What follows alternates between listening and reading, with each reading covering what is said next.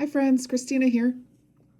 This is a full tutorial on my newest product, my lighted shelf sitters. Lighting my shelf sitters has been on my idea list for quite a while, and after lots of testing, tweaking, and trial and error, I finally got it figured out.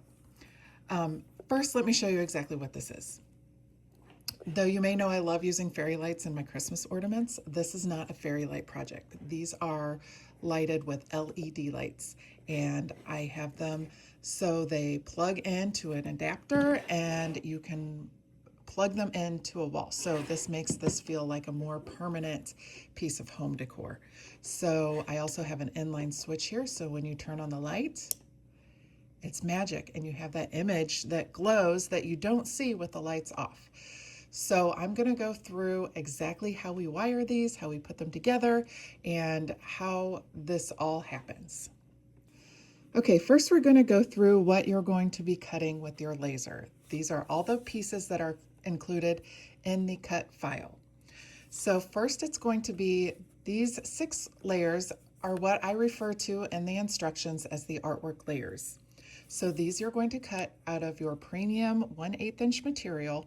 These are the layers that are going to be seen in your finished product. So these are the ones that you want to look nice. I love using Smoky Hill products, so these are all Smoky Hill products. This is the Echo Black, this is Cherry, this is Maple.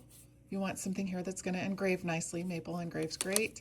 Then we've got Walnut, and then this is something you really need. This is your white flex. So it's just plain white flex, no pattern, no decor or anything, just plain white flex.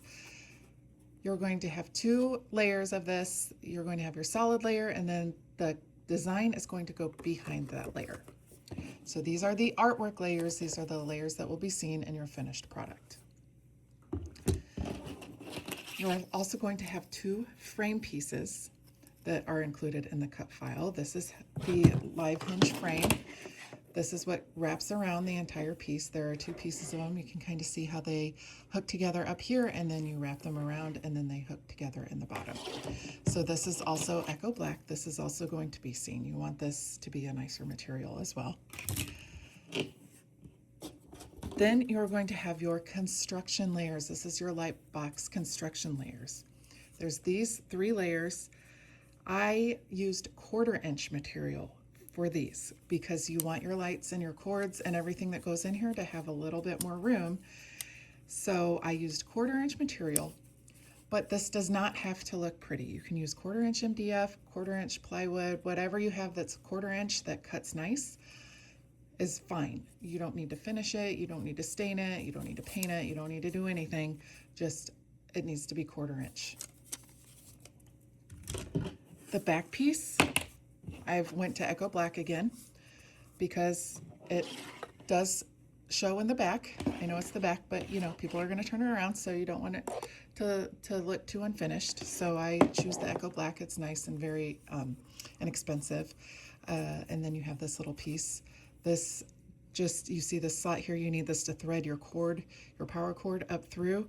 So this you can just kind of put on top and hide that little slot there. But that's what you're getting in your cut file. Okay, now I'm going to show you all the products that you need to light your piece. So these are the extras that you need to buy to make your piece light up. First, you need LED light strips. The specifications that you want on these is you want them to be 12 volt. You want them to be one color. You don't want the fancy color changing ones with the remote. You only want one color. I think warm white looks the best. You want 2-pin light strips. So we're referring to these. So some have 3 pins, some have 4. You only want a 2-pin light strip, so this should be about 8 millimeters wide. So that's what you're looking for your light strips. You also need a power adapter that is also 12 volts. So you always want your voltage of your adapter to match the voltage of your lights, because if you look carefully when you're ordering your lights, there's so many vendors out there that have lights.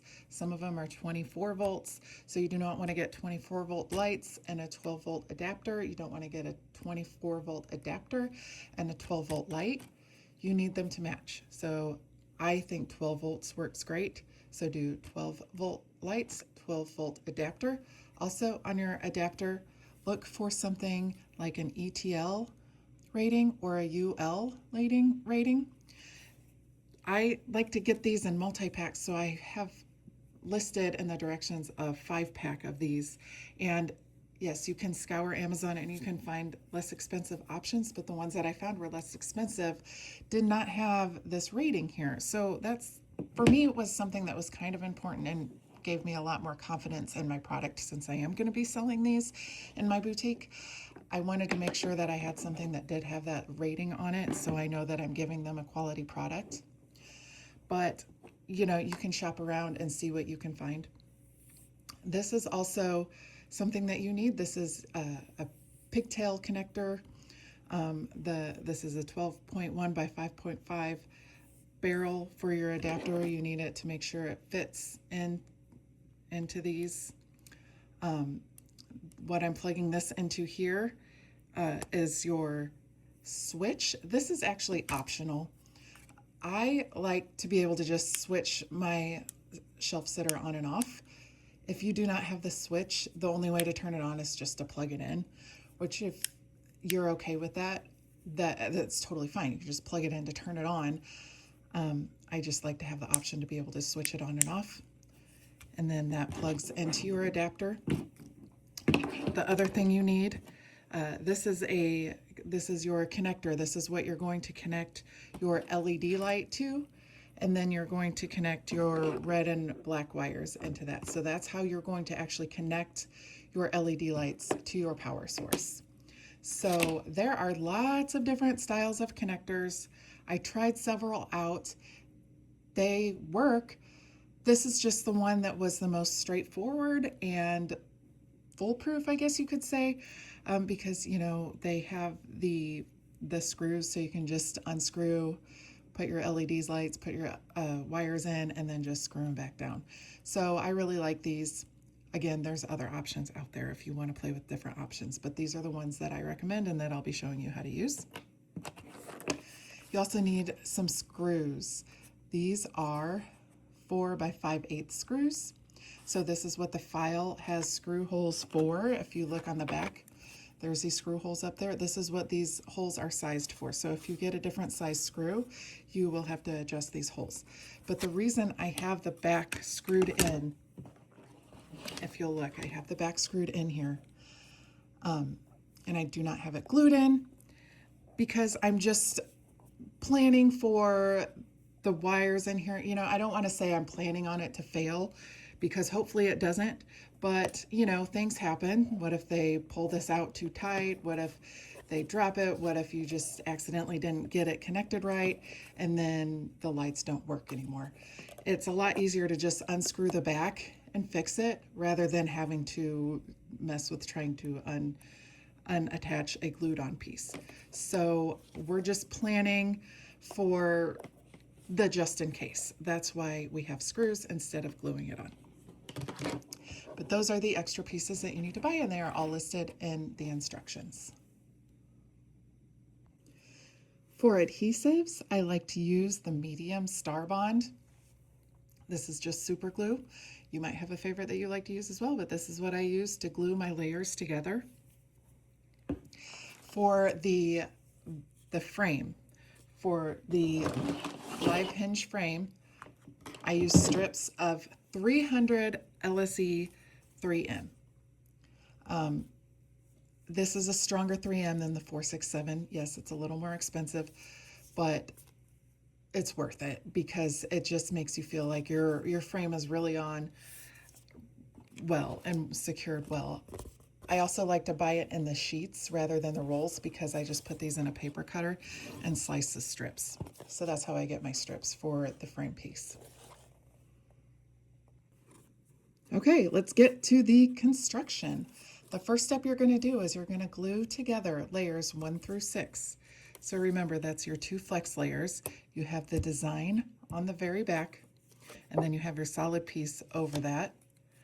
And then you have layer 4, 3, 2, and 1. And you're just going to glue these together I like to use my Star-Bond glue, and when I'm gluing these together, I just put a dot of glue on the corners. I'm not trying to glue the whole piece. I'm just putting a little dot of glue on the corners all the way down, even on the flex, just a dot of glue on the corners, and then I will clamp them together, and I will have a piece glued together that looks like this. So I'm going to go do that really quick. All right, I've got layers 1 through 6 glued together. So we're just going to set this aside for now. The next step is cutting your lights. So you want to cut your lights to about 29.5 inches. Now, when you get your LED lights, you want to make sure that they are cuttable. You can see this one has a cut every few lights here. You need to make sure you cut on this line, because if you don't cut on the line, then the ones before the line are not going to work. So you want 29.5 inches approximately, no less than. So if your cut lines on your lights are a little bit different, then go up to the next that's past. So if you have to do 30 inches, you just don't want to do less than 29.5 inches. So when you cut, you're going to want to cut right on that line. Okay, so let's take a look at these lights. They look a little different than the ones that I put in my directions, and that's fine. They still are 2-pin, and they are still one color, and they are still 12 volt. Now this strip here, that's kind of like a coating. You need to rip just a little bit of that off for the side that you're going to be putting into your connector. You can just kind of peel that off with your nail. The other lights that I have a waterproof coating on it, kind of the same thing. You just need to kind of, I don't know, it's like a maybe 1/2 inch or a 1/4 inch that you have to peel off. But you can just grab it off with your nail. You don't need to worry about taking the whole thing off. That would be a huge pain. We're not doing that. You just need to take enough off at the tip so you can fit that into your connector. So after you have your lights cut, let me move this out of the way. You're going to grab your construction layers. For now, you just need layer 8, the one with the slots. So this is what you're threading your lights through. So one note that is important, you want your lights to be behind layer 8. You don't want them to be in front of layer 8, because you want the extra space between your white flex layer and your lights, because that's going to make your lights diffuse more evenly. If you have your lights right up against your flex, you're going to see hot spots, and you don't want that. So I have them labeled for you. You're going to start with layer 1, and you're just going to put the tip of the light up through it, not down through it. You want to go up through it, and just the tip. So just kind of hold that in place with your thumb. Go to layer 2 and then come up through layer 2, or slot 2, not layer 2, sorry. And then you're just going to wrap around. You can probably let go here. This is probably not going to come out. And then you're going to go up through the 3 slot. So look, we're always going up through the slot, because this is going to make our lights sit in the back. And yes, some of your lights will face back, some will face front. That's just how it's going to be. This also has a backing on it. You don't need to take the backing off. And then we're going to go up through 4. Make sure you're pulling that tight. Look, I got it twisted a little bit, so I'm going to take that back out and make sure we're not twisted. And then come up.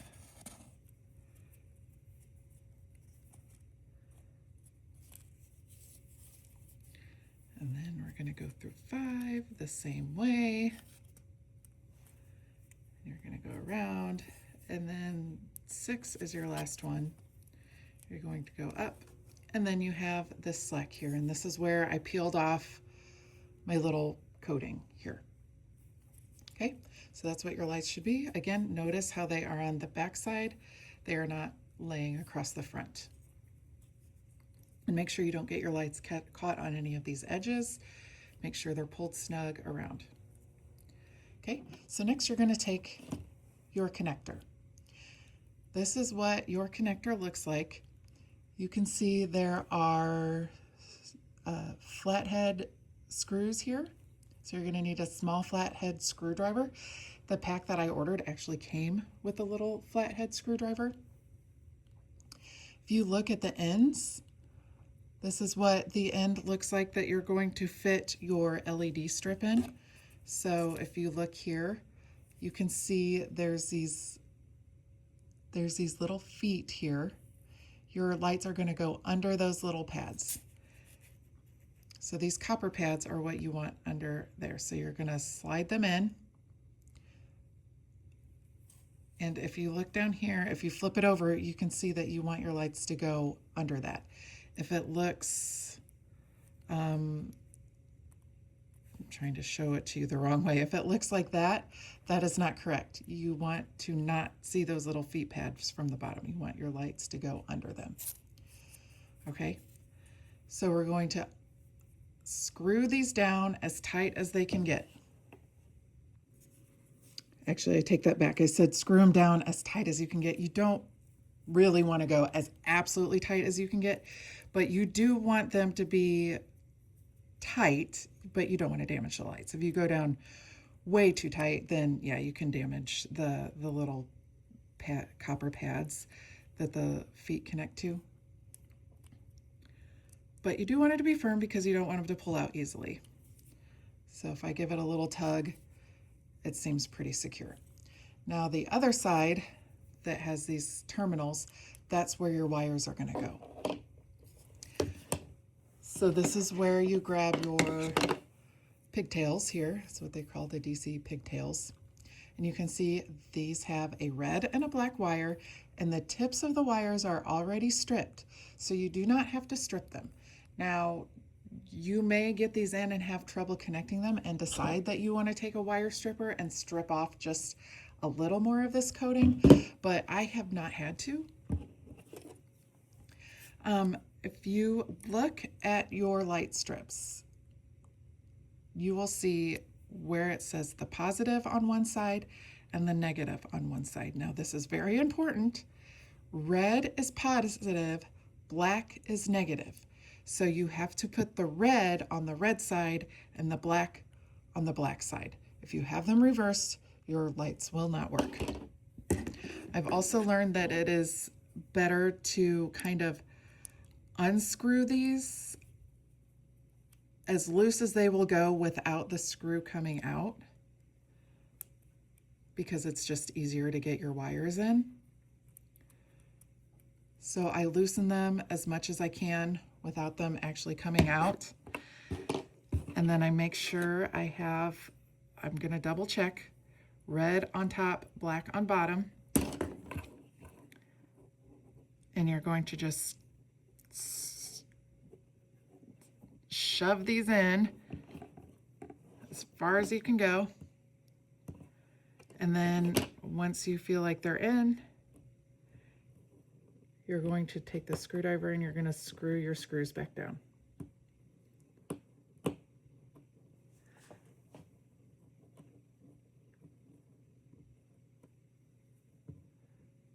Make sure that black wire is in there.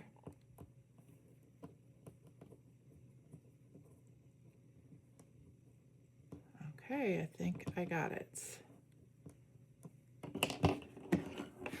All right, so then just give it a little tug.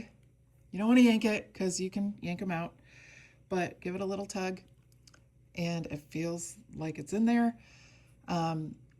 You don't have any exposed wire. This looks good. So before you go any further though, let's not skip this step. You're going to take your power adapter. Let's plug it in. And let's just make sure our lights work. And they do. It would not be good to get all the way to the end of your project and then realize your lights don't work. So we know our lights are working. We know we have our connection working, so we can move on. So now we need to continue wrapping. We're going to wrap this cord up through here and over through here. And now we have our lights installed. Then you're going to take layers 7 and 8 and you're going to glue them on. You're going to glue layer 7. Okay, layer 7 and layer 8 are exactly the same, so if you get those flipped, it's okay because they're the exact same thing. But you're going to glue one onto the top and one onto the bottom. Now when you glue it onto the bottom, make sure your cord goes in between. But you will see they will sit flush. If they do not sit flush, then you have something, you have a wire caught somewhere. But you want to just, same method, put a little bit of glue up on the corners. You can even glue here if you want, but glue here, glue the back. Use some clamps and glue this together. So I'm going to go do that. Okay, once you have your outer layers on your light box, it should look something like this. So again, just remember the lights, where the lights are in the back, that's the back. You don't want to put it in like this. You want to put it in like this. So now the next step is to take your artwork layers and you're just gonna glue this stack onto your light box stack. So as you can see, these will fit flush up on there. Since we used 1/4 inch material, we have enough room that these aren't pressing or pinching or anything. So you can just glue these together. Okay. Okay, I've got my light box and my artwork layers glued together. So the next thing we're going to do is attach the frame. So before I put my back piece on, I'm going to put my 3M strips around the outside of this piece. So I've cut my strips. They're about 1 inch thick. I have them cut into strips, and we're just going to put them around the perimeter of the design.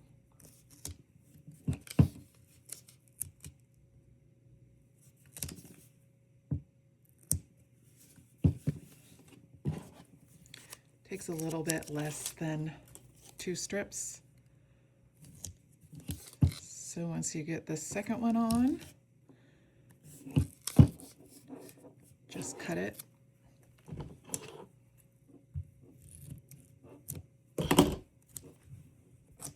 And then I just like take my thumb and press really hard around the perimeter just to make sure that 3M is on.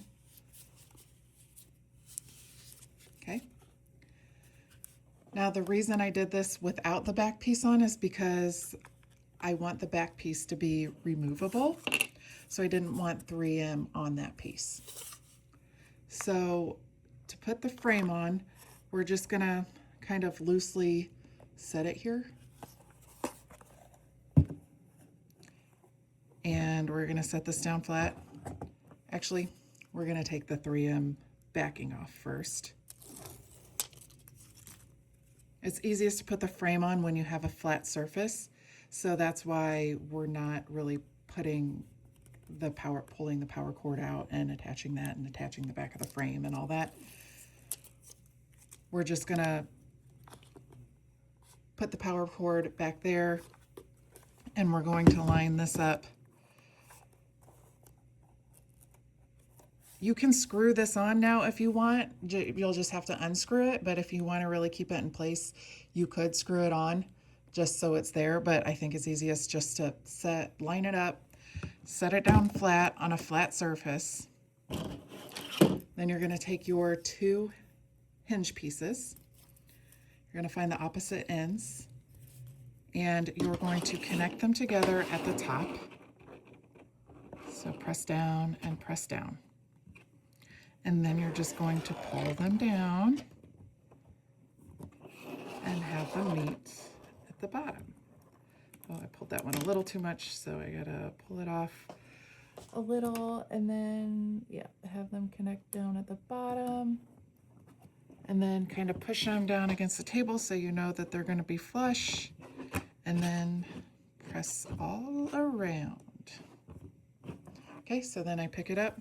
My frame piece stayed there, but I've got the slack now since it was there. It has a place to go. And I'm just gonna squeeze it just so I know that the frame is really adhered to the piece. Okay, now we're gonna flip it over. Oh, we're getting close to the big finish here. You're gonna take your power cord. We've got this slot right here. You're just gonna lace that up through there, kind of tuck it in, and then your frame will go, or your back piece will go right in. And we're gonna take our screws and we're gonna screw the back in. Okay? Okay, I got it all screwed in. Now, to finish it off, we're just gonna take this little piece, you're just gonna lace through here just to cover up this slot, just to give it a little more of a finished look. I'm just gonna put a little dot of glue there. And we're just gonna lace it on through and line it up. I think I used a little too much glue, but oh well. I think it's gonna be okay. All right, I'm just gonna hold it and then we're done. Our light box is constructed.